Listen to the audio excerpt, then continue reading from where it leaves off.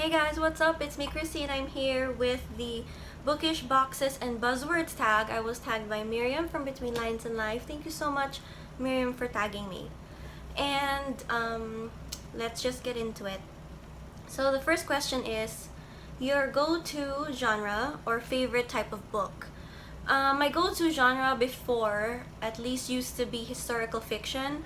I've really not been reading a lot of it this year. Actually, I think it's almost none or one, two, not as often as I used to. Maybe because I feel like probably it's not super popular here on Booktube, but you know what? I should start reading more of it because it is my favorite. And after that, besides historical fiction, it's also fantasy, YA, like high fantasy. I really love world building and stuff and the kind of adventures that people get themselves into. The next question is retellings you are drawn to. If the constant retelling of the life of Henry VIII, but mostly his wives, that I am into. Is that a fairy tale? No, but it is a retelling of a sort.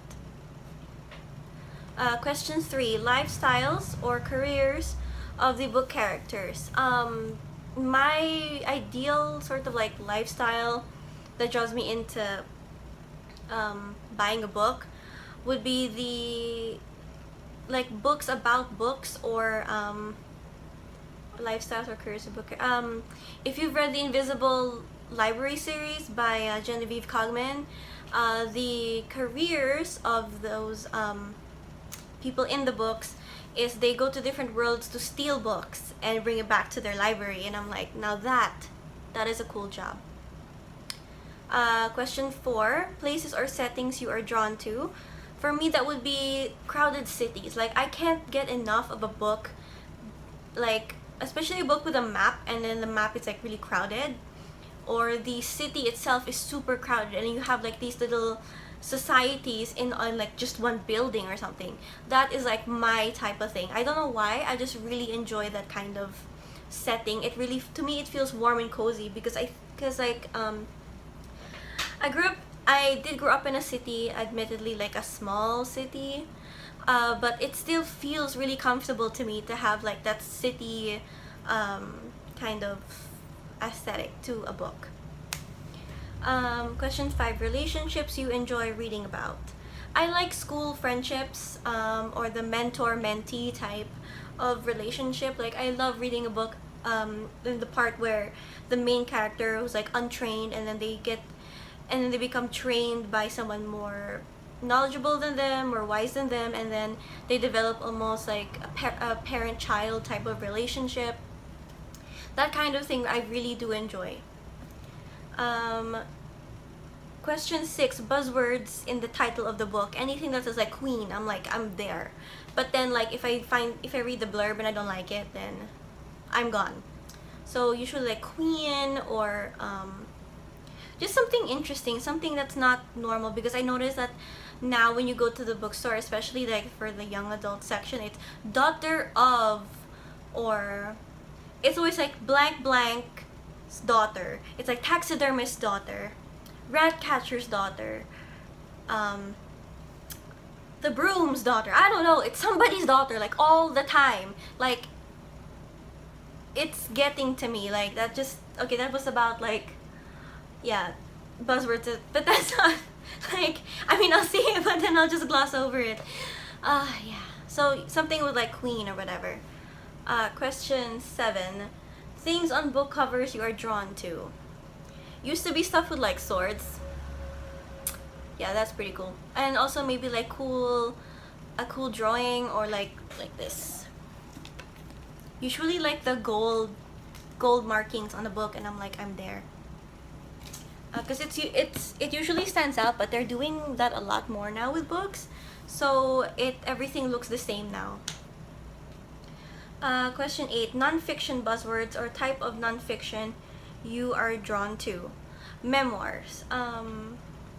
As long as it's somebody's like memoir of, it doesn't matter who they are. Like, I want to read your memoir. I really like listening or reading about people's life stories because it's such a different experience from my own, and it sort of adds like some knowledge to like my life a little bit if we end up going through something similar.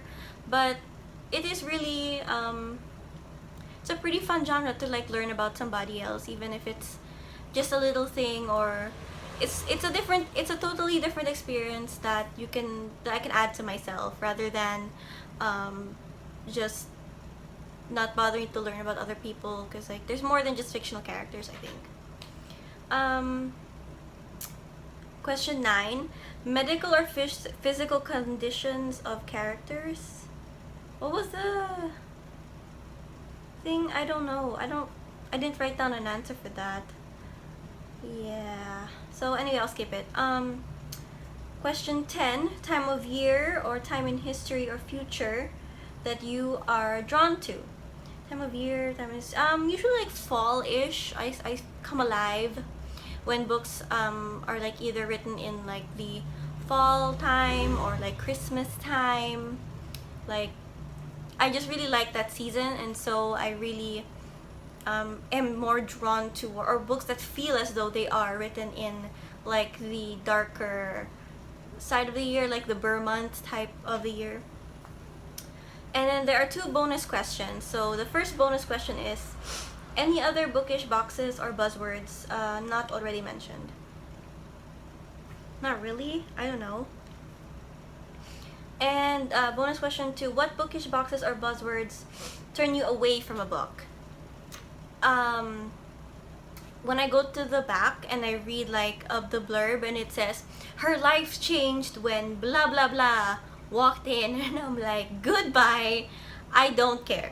Because I'm just like, seriously, your life has to, I mean, like, sure, I guess meeting a new person can like totally change your life, but I'm like was something like wrong with your life before this I mean, I get it, that's part of the story, right? But it's just like, it's sometimes quite disappointing to me to see a book. I see the title, it looks great, the cover looks great, and then I turn it over, and then the first couple words, the world, the sound of the world, the magical system sounds great, the main character like has to struggle, but we all know that sounds cool, and then all of a sudden, but she meets a boy, and then I'm like, oh, it's just going to turn into a love story. So I'm like, it completely wrecks what could have been for me, because I feel like when a love interest is introduced, sometimes, especially with YA, the whole plot just loses what it could have been in order to feed the love story. So yeah, that's it. So thank you, Miriam, very much for tagging me. I will leave a list of people that I tagged down below. And thank you guys for watching. Thank you for sticking around. Let me know your opinions down in the comments down below. Bye!